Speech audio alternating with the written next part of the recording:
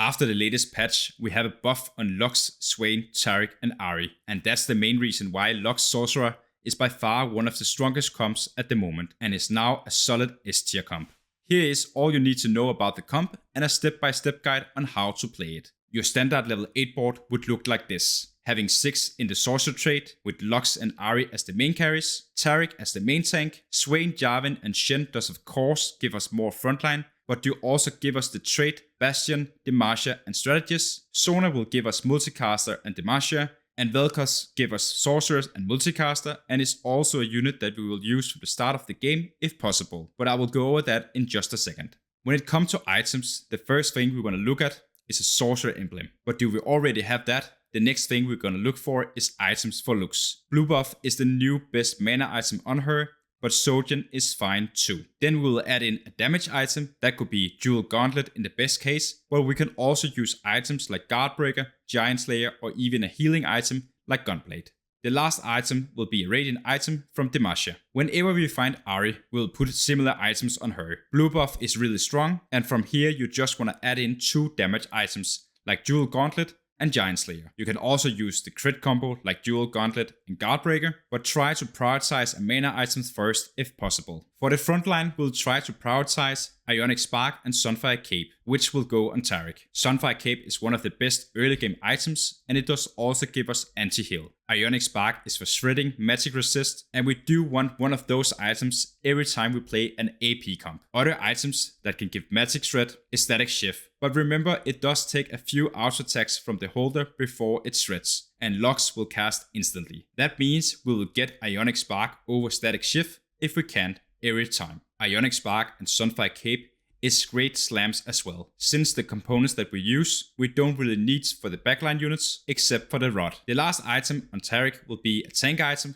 and you can by default go for something like Warmonk or Stoneblade. But if the lobby is AP, you can also go for Dragon's Claw or Bramble Vest if it's a AD lobby. Other good items to use in the front line is Protector's Vow on Jarvan, giving him a bigger chance of casting more times and stunning more enemies. And of course we can always put a Shroud or Zephyr in the late game if our tanks and our main carries is already having full items. Augments that we want to look for is mainly Sorcerer +1, and that's the best case. Else we will get Overcharge, which is a great one. Long Distant Pals is playable as well. Magic Wand, Know Your Enemy, Unified Resistance is good too. Other augments that we're looking for is just whatever give us more time for Lux and Ahri, and augments that can give us an emblem as Tome of Trade, and here we can of course pick Earth as a legend, but we can also pick On to get Portal Forge, so we can get ourselves an item like Eternal Winter for a frontline unit, Deathfire Grabs for Lux, and Mana Saint for Ahri. This will help us in the early, mid and the late game.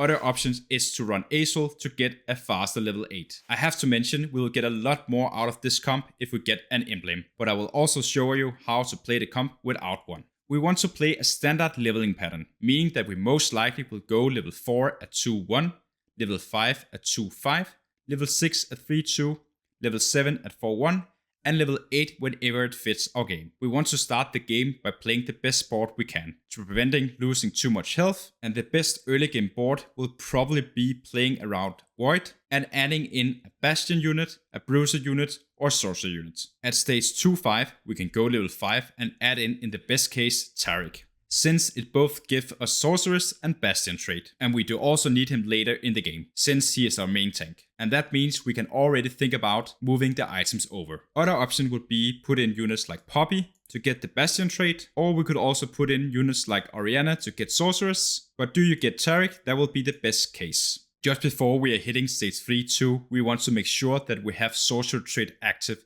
to increase the chance of getting an augment that fits the trait. At stage 3-2 we want to go level 6, and we can do a little roll down to hit this board. If we already have an emblem, another strong board could be this, making us already having 6 in the trait. What we mainly want to do at stage 3 is to avoid losing too much health. When we hit stage 3-5 or 4-1, we can go level 7 and do a roll down to stabilize. If you're low on health, you want to do it at stage 3-5, and if you have tons of gold, you can also decide to do it earlier. At level 7, you could play 6 Sorcerers, 3 Voids and 2 Bastions, and that's the more tanky version. But you could also play 6 Sorcerers, 3 Demacias, 2 Multicasters, and here you will have a bit more damage, We do prefer this one since there's more of the units that we need at level 8. When we hit level 8, we will try to hit the full comp, but before we're getting Ahri, we can play 3 Voids instead with Kassadin. But of course, as soon as we get her, we do want to play her and play the full comp.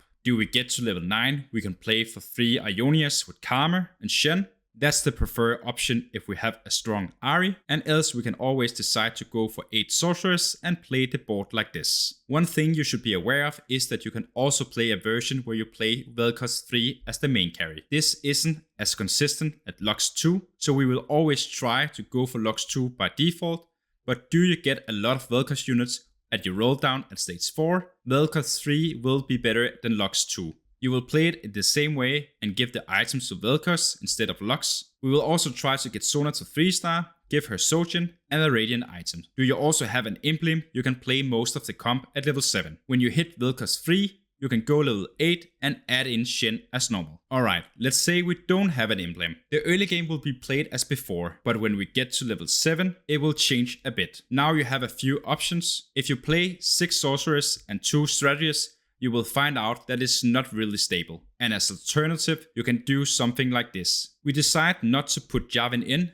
and instead we will put in Kassadin. This makes us give a bit more frontline, but there is a stronger option than this as well. We can decide to go lower in sorcerers and remove the lowest cost units, add in the Demacia units, give us more frontline and still a stable backline. We will keep playing this until we hit level 8, and then we will go back to the standard board, playing 6 sorcerers without Shen. And just before the 2 final tips, if you could use this video, please make sure to like it and consider subscribing if you want to see more guides like this. The 2 final tips for this comp is that if you have 3 damage items on Ahri and 2 damage items on Lux plus the Radiant, and you get yourself another damage item, you will put it on Lux and let Yavin have the Radiant item. This is better than putting a damage item on a useless unit, and it's completely fine to have Yavin with 1 more strong tank item.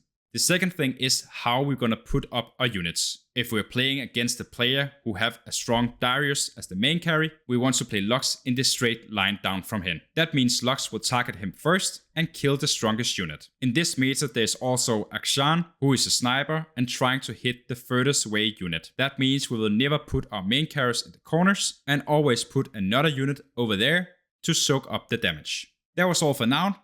Thanks for watching, and I'll see you in my next guide.